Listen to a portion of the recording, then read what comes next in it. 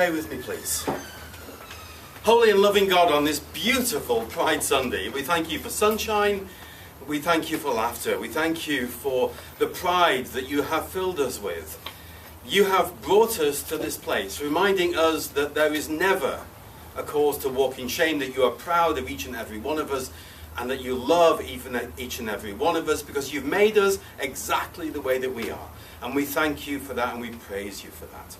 We give this evening to you. We give this time to you.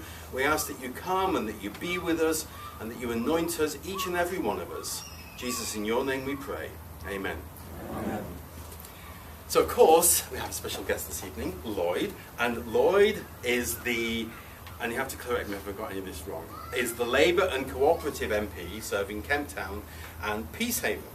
So, of course, Lloyd's my MP. And if that isn't enough, he also chairs the all-party parliamentary group on youth affairs and is the parliamentary private secretary to the Shadow Justice Minister. Excellent.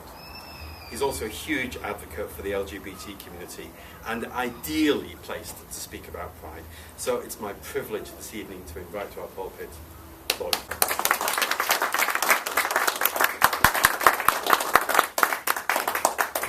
Thank you very much, everyone. And what a lovely day, or 2 days, I think we have had. We are extremely lucky in this city to be able to enjoy such a Pride event, where people literally from not only around Britain but from around the world have joined us, and we can showcase what a tolerant city we are.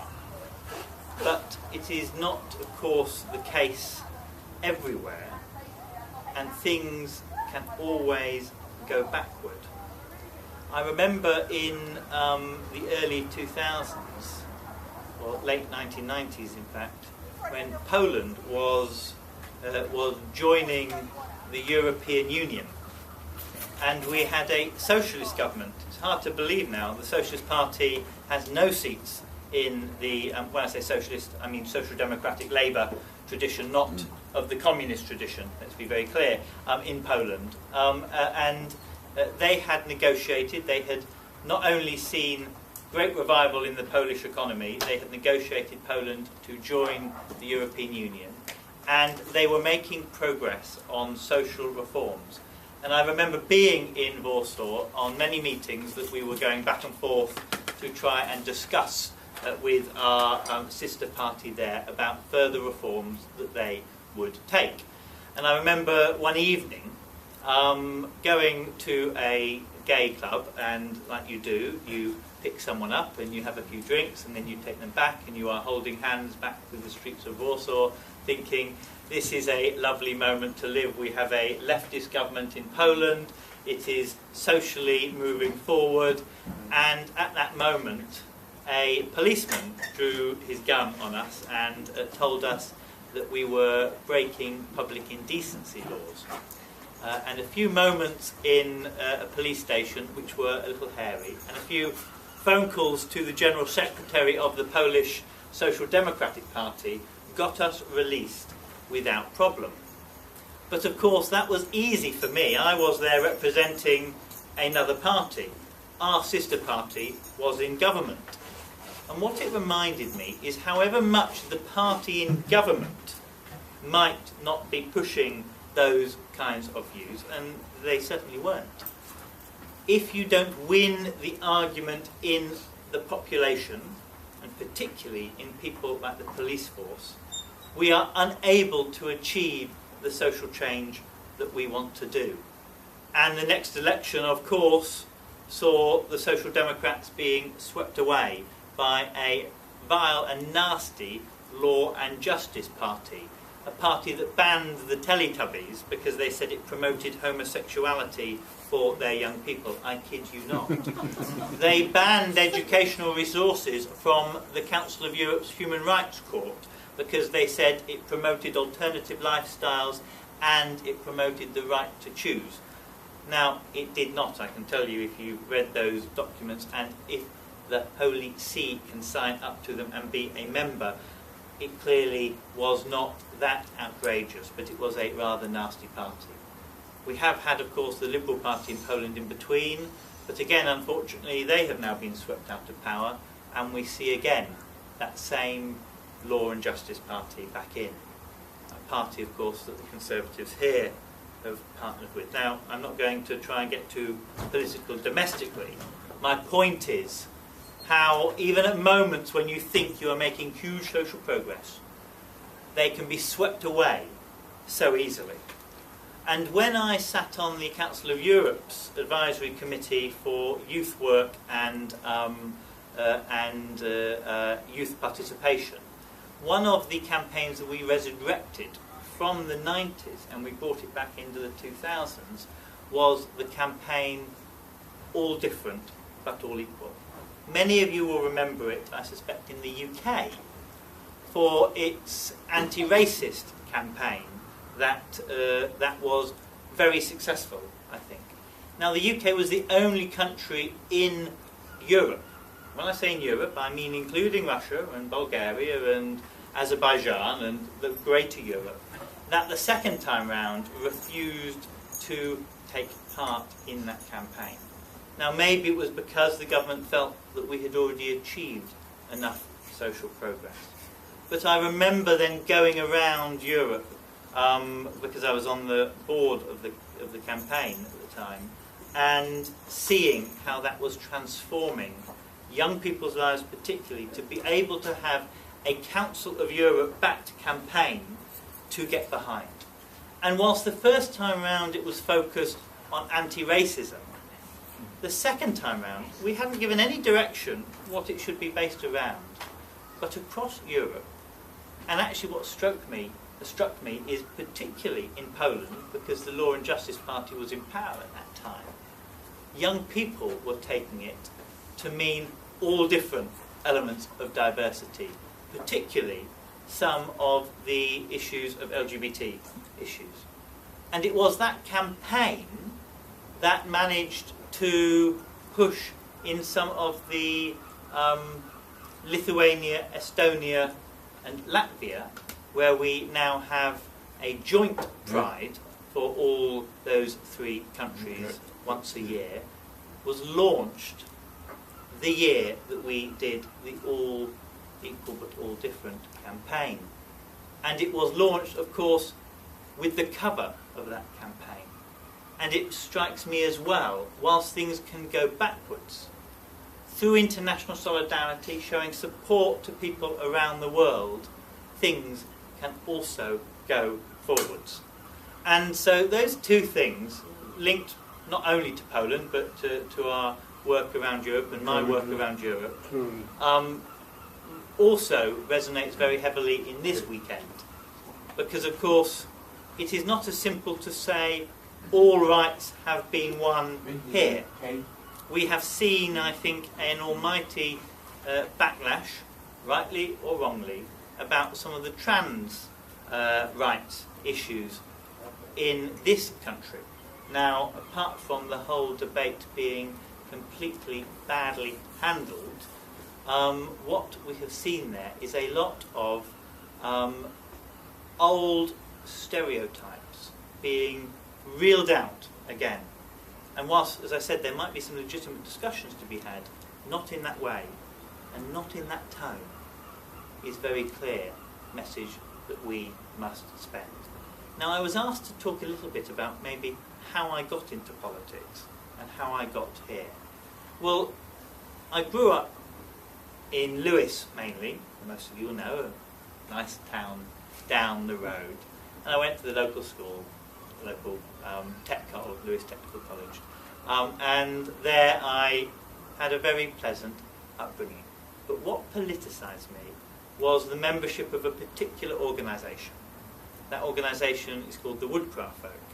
Some may have heard of it, some may not. It is a cooperative scouting-based organisation, founded in 1925 by a gentleman called Leslie Paul. Now, Leslie Paul was a Church of England priest. Those of you who may have a Church of England background in a previous life may know the Paul Report, which is the basis of how all priests in the Church of England are still to this day paid. So when priests complain, it is Leslie Paul's fault about their pay scales. But he founded an organisation as a young man in the aftermath of the First World War, feeling that we needed to, rather than focus on aggression with our foreign neighbours, we needed to focus on rebuilding relations around the world. We needed to focus on getting young people into productive society. Now, of course, we all know that interwar period had some very nice and lofty ideas. Some of them were very well-meaning and unfortunately didn't survive, but some of them have. And the particular creed that we said every single day at those woodcraft folk groups were, we are of one blood, you and I, that we cry peace to every living thing, and we embrace fellowship. And that is, I think, important for us to remember, that we are all the same blood. If we are cut, we all bleed. And that we are all here together. And those sentiments, when I saw things that I didn't like, when you were young and being bullied, and I must admit, I've always, since I was in secondary school, I was out as being gay. So for a very long time, well, not a very long time, but a long enough time. And I was bullied far more for the colour of my hair than my sexuality. And even when I stood in the East Brighton by-election only 2 years ago, I remember someone in our party saying the gay thing's not a problem, but the ginger might be. And they were serious. Not in a nasty way, but they were serious. And they said, especially in Whitehall. Now, actually, I increased the majority, and I did go back to them and say, well, clearly Whitehall quite likes a ginge, doesn't it? Those things, and I have had, when I was younger, I did have people drive past, throw things out the window, scream abuse at you. Those things make you tougher. They make you more angry, and they also give you a little insight, and the odd things when you know, Poland, or when other circumstances. I remember being removed from St. Petersburg by the Russian state at a ministerial meeting. The minister from Belgium, the youth minister from Belgium, and myself, and this was just after Pussy Riot had been arrested, decided to, when the minister from Russia was speaking, to stand up and put a Pussy Riot mask on. I mean, just a useful reminder. The minister didn't take it very well, and we were both asked to leave the country. Our flights were leaving that day anyway, and the negotiations had already collapsed. So, to some extent, at those circumstances, you have to do what you have to do.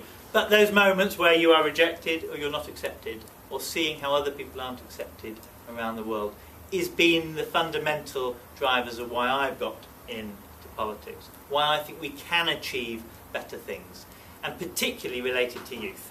And as you've heard, I'm the all-party chair for youth affairs. Now, what does that mean? It means that we are trying to defend the interest of young people that I think have been destroyed in the last 10 years. And this is an all-party group, so we try not to be too partisan. But let's be clear, in youth work and youth services, particularly in universal youth services, so whilst we've protected in this city things like All Sorts, fantastic, All Sorts doesn't, let's be honest, have the capacity to reach out to every young person, even every young LGBT person that maybe needs advice and support. You need universal services for that, a youth centre for every young person to go to, a youth worker for them to be guided by. And before 2010, this country in today's terms spent 1.4 billion on youth services, and today we spend 0.3 billion on youth services. That is more than £1 billion of cuts in today's money. And in cash terms, because I know sometimes use inflation to hide, in cash terms it's an 800 million pound cut. So however you cut the cake, it is a cut. And what that has led to is now the biggest killer for young people, women and men, It's not road deaths, and it is not illness, it is not disease, but it is suicide. And when the biggest form of death of young people is them feeling so depressed, not having the right support for mental health, having too much pressure in their lives, or whatever it may be that leads them to that, there is something seriously sick at the fundamental of our society. And there is something seriously wrong with how we are getting the message out that everyone is accepted. So whilst we've had a fantastic Pride this weekend, what we know is next weekend there will be lots of young people, and older people too, but as my interest is in youth work and previous work, we know that young people particularly will be in their homes, in their communities, on estates around Brighton, feeling lonely and feeling like there's nowhere for them to go or no friendly face to talk to. So I hope you've had a really fantastic Pride. I hope this is not too much of a depressing message. But next week, make sure that that Pride feeling doesn't disappear, and that you reach out to our next door neighbours and you reach out to our communities to make sure that that message of inclusion is continuing. And I know I will try and keep doing that, and I will push for us to have youth clubs, youth services, community workers that are able to achieve that everywhere. But a lot of that will also be down to us as individuals as well. Systemic change and individual change to allow us to be a more inclusive and a more prosperous, thriving society. Thank you. Thank you.